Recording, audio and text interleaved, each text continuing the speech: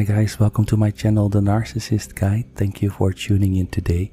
I hope that you're having a good day. For those of you who are going through healing, I hope that you're staying strong. In today's episode, we will be talking about the parasitic relationship between a narcissist and an empath. The dance between the narcissist and the empath resembles a parasitic relationship, motivated by the desire to seek love and to heal the wounded narcissist. The empath becomes the perfect host to the parasitic narcissist, being preoccupied with emotionally feeding off of others to supply his/her egotistical needs. The narcissist uses tactics of manipulation and control in the relationship. Oftentimes, the narcissist remains in power and the empath feels victimized and powerless. Once the parasite has used up all the resources from the host, it moves on to a new host. Yet, the empath and narcissist dyad exist within a dialectic, each needing the other for the dysfunctional relationship to remain intact. Both partners are equally responsible for the imbalance created. While an empath may feel powerless in the relationship, it is important to keep in mind that a narcissist cannot exist within the relationship without the engagement of the well-intentioned empath. If an empath sets boundaries and walks away, refusing to internalize the projected feelings of the narcissist projecting their own worthlessness onto the empath, then the abusive dynamic would cease to exist. What is a narcissist? The term narcissist is thrown around quite often and can be misused. One of the defining characteristics of a narcissist is an individual who views others as objects rather than as people. People are seen as sources that supply the narcissist with attention, admiration, and idealization to maintain a concealed, fragile sense of self. Narcissism exists on a continuum with hallmarks of the disorder including, but not limited to, a lack of empathy, inflated sense of self-importance, self-of-entitlement, and a need for admiration. Such characteristics starts in early adulthood and occur in a range of situations. Narcissists have difficulty feeling their pain, so they project their feelings onto their partner. For instance, instead of owning their own feelings of worthlessness and shame, they treat their partners in such a way that the partner feels worthless and ashamed. Due to their inability to relate to others as more than mere objects, narcissists lack the ability to love their partner. When seeing that their partner has withdrawn their love and care, the narcissist will know how to manipulatively regain the love of the empath by providing what feels like authentic love and connection. It can be confusing for an empath who feels heightened levels of bonding and love from the narcissist at times. The narcissist acts like a slot machine. Every once in a while, the slot machine will yield out treasures, but the majority of the time, the empath is left deprived of love. Oftentimes, empaths proclaim that their partner can either be really amazing or just awful. This stark contrast in character leaves the empath always longing for the amazing part of their partner to shine forth. What is an empath? Empaths are individuals who are highly sensitive and are able to feel the emotional needs of others and often put the needs of others before their own. Their acute sensitivity allows them to truly feel and even absorb another's pain. They are driven by a need to help and heal others. Empaths' hyper-awareness of their partner's feelings often lead them to hold their partner's feelings, allowing their narcissistic partner to not have to feel the painful emotions themselves. So why is there such a strong attraction between a narcissist and an empath? The empath is hoping to be truly seen and loved by the narcissist. In fact, their sense of worth is tied to being loved by their narcissistic partner. An unconscious thought process is taking place, whereby the empath believes that if they can overcome the challenge of getting the narcissist to love them, then their worth will be validated. In other words, if they can make the person who is incapable of love them, then they are truly worthy of love. They try to heal the wounded narcissist, hoping that once healed, then try to heal the wounded narcissist, hoping that once healed, they in turn will provide the empath the love and validation they so desperately desire. Underlying their unconscious desire to seek love from the unloving narcissist is an acting out of a childhood relationship dynamic where they have felt unlovable or rejected by a primary caregiver. The empath was unable to receive the unconditional love that every child needs. This could have occurred as a result of having a narcissistic parent or having parents who were unavailable to their emotional needs. Need to be noticed,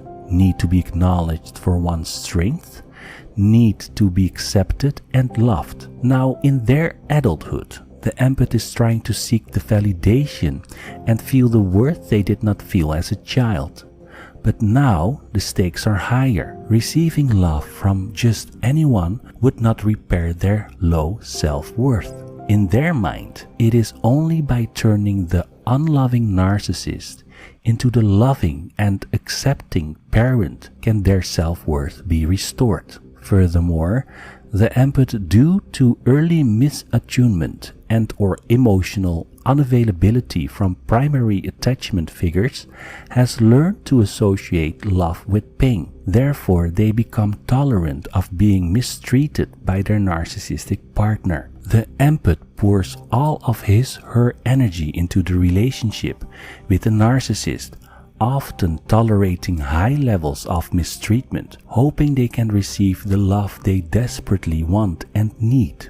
The empath is barking up the wrong tree. Trying to remake a narcissist into an emotionally available and loving partner is not possible. The narcissist needs to decide to change. As long as the empath is holding the narcissist, disavowed feelings, the narcissist will not need to feel their own feelings. Without feeling the depth of their own feelings, they cannot change. Instead of changing, the narcissist will most likely find another empath to use for his/her survival. Empaths thrive on helping people and giving to others, but problems arise when the empath ignores his/her own needs in the process. Often, empaths can be more aware of the feelings of others and what is going on in their environment than they are of their own internal state. This pattern leads to the suppression of painful feelings and a lack of awareness about how to protect themselves from others. The more disconnected the empath is from his or her own feelings, the more likely it is that he will pour all of their love and attention into the relationship and try to fix his or her partner. The more love and care the empath provides in the relationship, the more controlling and powerful the narcissist will become, intensifying the abusive dynamic.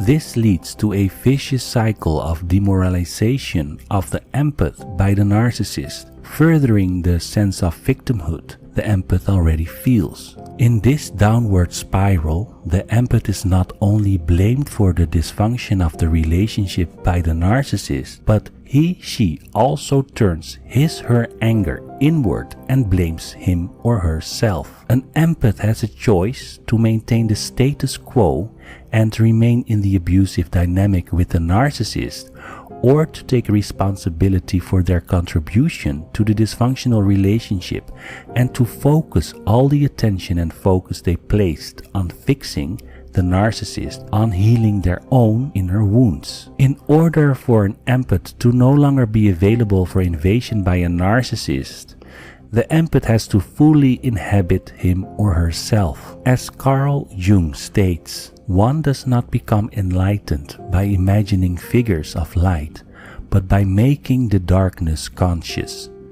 The empath must create a relationship with the pain within him or herself that he or she has not embraced. It is only through making the hidden and previously ignored pain within her conscious that she can process her own wounds and begin the healing process. Although the empath can clearly see that the narcissist is wounded, they often have difficulty connecting to their own darkness. An empath may even be dismissive of his/her physical pain, minimizing her feelings and wanting to overlook the impact of early traumatic experiences in her life. Coming from an abusive dynamic with a narcissist, empaths have probably learned to blame themselves incessantly, thereby misdirecting their anger. The first stages of healing require that the empath understand their role in the relationship with the narcissist and aim to seek self-awareness. From a place of self-compassion, asking the following questions can help an empath move away from victimhood into a stance of self-exploration and healing. What emotional void was I trying to fill in my relationship? How was I trying to gain love and approval from my emotionally unavailable partner? Which feelings within myself do I push away? Where do the emotions reside in my body? Where do my feelings of rejection, fear, of abandonment, unworthiness stem from? How were my emotional needs not met in childhood? Along with exploring their emotions, the empath can develop their sense of self or their individuality. Perhaps the abusive relationship with a narcissist preoccupied them and left no space for the empath to explore their desires, their strength, and their abilities. Empaths have the potential to flourish and deeply transform from their dysfunctional relationship with a narcissist, as beautifully stated by Kim Said. When the empath and narcissist enter into a relationship together, it creates a magnetic yet dysfunctional union because the empath gives to the point of complete and utter exhaustion. Profoundly disoriented, the empath is often destroyed by the relationship. This experience is painful and overwhelming, but ultimately the empath undergoes a soul awakening. The narcissist remains the same. Although breaking away from a narcissist will bring tremendous pain and we feel deep longings, one day the empath will look back and question how she have tolerated being in a relationship with a narcissist. As empaths inhabit themselves and strengthen their sense of self, a sense of healthy boundaries will develop. This emerging sense of self will be protective of their old self, placing strong boundaries that will prevent future parasitic relationships with narcissists. Now guys, I hope that it was an interesting subject for today. If it was, please subscribe to my channel, The Narcissist Guide on YouTube. Leave your comments in the comment box, share your experiences with each other. You can also leave me a message through my website, thenarcissistguide.com, and ask me to cover a certain subject for next episode. Thank you so very much for listening today, and see you next time.